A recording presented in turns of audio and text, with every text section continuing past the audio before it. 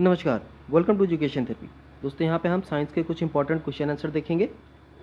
Start करने से पहले अगर आपने टेलीग्राम चैनल को ज्वाइन नहीं किया है तो डिस्क्रिप्शन में लिंक मिल जाएगी, वहाँ से आप टेलीग्राम चैनल को ज्वाइन कर लीजिए, जहाँ पे आपको पीडीएफ और वीडियो की जो नोटिफिकेशन है, अपडेट है, वो वहाँ पे मिलते रहेंगे। क्योंकि यूट्यूब में कभी कभी नोटिफिकेशन नहीं मिलते टाइम से, इसलिए वहाँ पर आपको तुरंत का तुरंत नोटिफिकेशन मिल जाएगा। चलिए स्टार्ट करते हैं। फर्स्ट क्वेश्चन देखते हैं, विद्युत अपघटन में कौन सा नियम लागू होता है? तो विद्युत अपघटन में फैराडे का नियम लागू होता है। नेक्स्ट क्वेश्चन देखते हैं, ध्वनि किस रूप में ट्रेवल करती है, यानी ध्वनि की यात्रा किस रूप में होती है? तो अनुदैर्ध्य तरंग के रूप में ध्वनि जो है वो ट्रेवल करती है, यानी लॉन्गिट्यूडनल वेव के रूप में। अगला क्वेश्चन देखते हैं, सोनार मुख्यतः किसके द्वारा उपयोग किया जाता है? तो सोनार का इस्तेमाल मुख्यतः जो है समुद्री यात्री करते हैं, या जो पनडुब्बियाँ होती हैं वो इस्तेमाल करती हैं। सोनार का काम क्या होता है, जैसे ये पनडुब्बी है तो ये एक फ्रीक्वेंसी छोड़ती है जिसको सोनार बोलते हैं, तो वो ऐसे बढ़ती जाती है चारों तरफ से, जैसे तालाब में एक तरंग उठती है ना, उस तरह से। और अगर कोई सामान है या कोई चीज़ यहाँ पे है तो ये ध्वनि यहाँ से लड़के वापस आ जाती है, तो उससे उनको पता लगता है कि हमारे रास्ते में क्या क्या चीज़ें हैं, कितनी बड़ी है, ये सारी चीज़ें वो जान पाते हैं। अगला क्वेश्चन देखते हैं, सूर्य में नाभिकीय ईंधन क्या है? तो हीलियम जो है ये सूर्य में नाभिकीय ईंधन है। यही हीलियम के कारण ही सूर्य इतना गर्म होता है, वहाँ पे जो रिएक्शन होता है उसके कारण। अगला क्वेश्चन देखते हैं, मानव शरीर की सबसे बड़ी कोशिका कौन सी है? तो स्नायु कोशिका जो है वो मानव शरीर की सबसे बड़ी कोशिका है। इसके बाद रेडियोधर्मिता की खोज किसने की? तो हेनरी बेकुरल ने इसकी खोज की थी। अगला क्वेश्चन देखते हैं, फलों के अध्ययन को क्या कहते हैं? तो फलों का जो अध्ययन होता है उसको हम पोमोलॉजी कहते हैं। नेक्स्ट क्वेश्चन, नाशपाती का कौन सा भाग खाया जाता है? तो जो पुष्पाशन भाग होता है उसी को खाया जाता है। अगला क्वेश्चन देखते हैं, मधुमेह यानी जो डायबिटीज़ होती है में कौन सा अंग प्रभावित होता है? तो अग्नाशय प्रभावित होता है। डायबिटीज़ में इंसुलिन की मात्रा जब प्रॉपर जितनी शरीर को चाहिए उतनी नहीं बनती तो डायबिटीज़ होती है।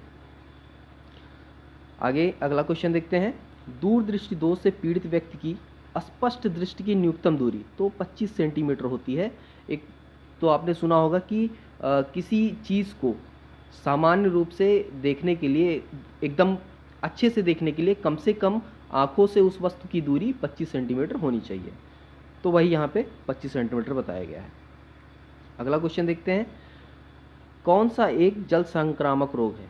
तो हैजा जो है जल संक्रामक रोग है। ऐसे बहुत से रोग हैं जो जल संक्रामक होते हैं, तो हैजा भी एक जल संक्रामक रोग है। वायुमंडल में बादलों के तैरने का कारण क्या होता है? तो कम घनत्व के कारण ये तैरते हैं। कम घनत्व के कारण अधिक घनत्व से कम घनत्व की तरफ जो बादल हैं वो जाते हैं। अगला देखते हैं, ओम किसकी इकाई है? तो ओम हमारी प्रतिरोध की इकाई है, जिसको हम रेजिस्टेंस कहते हैं। V=IR, आपने एक फार्मूला भी पढ़ा होगा, तो इसमें जो R है यही रेजिस्टेंस है, इसी की इकाई ओम होती है। इसके बाद बेवर किसकी इकाई है? तो बेवर चुंबकीय फ्लक्स की इकाई होती है बेवर। नेक्स्ट क्वेश्चन देखते हैं, ध्वनि की तीव्रता मापने के लिए किस यंत्र का प्रयोग किया जाता है? तो ऑडोमीटर का उपयोग ध्वनि की तीव्रता मापने के लिए किया जाता है। पॉजिट्रॉन की खोज किसने की? एंडरसन ने पॉजिट्रॉन की खोज की थी। आगे देखते हैं, रेबीज के टीके की खोज किसने की? तो लुई पाश्चर, इन्होंने रेबीज के टीके की खोज की। एक पौष्टिकरण एक विधि आप जानते होंगे या सुने होंगे, अगर नहीं सुने तो मैं बता दूं। जो दूध वाले पैकेट आते हैं, अमूल दूध हो गया, मदर डेयरी के दूध हो गए, जो बहुत सी कंपनियां दूध पैकेट में बंद करके बेचती हैं, तो वो लुई पौष्टिकरण विधि के हिसाब से ही दूध को पैकेट में बंद करती हैं। उसको वहाँ पे उसको इस तरह से गर्म और ठंडा किया जाता है ताकि उसमें जो कीटाणु हैं वो पनपे ही ना, वहाँ पे जो भी मौजूद कीटाणु होते हैं वो मर जाते हैं, और कुछ समय तक उसको हम लुई पाश्चरीकरण विधि से कुछ दिनों तक स्टोर कर सकते हैं। अगला क्वेश्चन देखते हैं, वॉशिंग मशीन की कार्यप्रणाली किस सिद्धांत पर कार्य करती है? तो अपकेंद्रण विधि पे कार्य करती है। वॉशिंग मशीन घूमता है गोल गोल, तो वो अपकेंद्रण विधि होती है। अगला देखते हैं, आधुनिक आवर्त सारणी किस पर आधारित है? तो आधुनिक आवर्त का सारणी जो है, या मॉडर्न पीरियोडिक टेबल जिसको बोलते हैं, वो परमाणु क्रमांक के ऊपर आधारित है।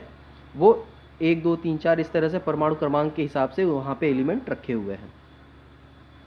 अगला क्वेश्चन देखते हैं, नाइट्रोजन यौगीकरण के लिए कौन सी फसल सहायक है? तो बीन्स जो होती है ये काफ़ी सहायक है नाइट्रोजन यौगीकरण करने के लिए। ऐसी बहुत सी फसलें हैं लेकिन बीन्स को ज़्यादा सहायक माना जाता है।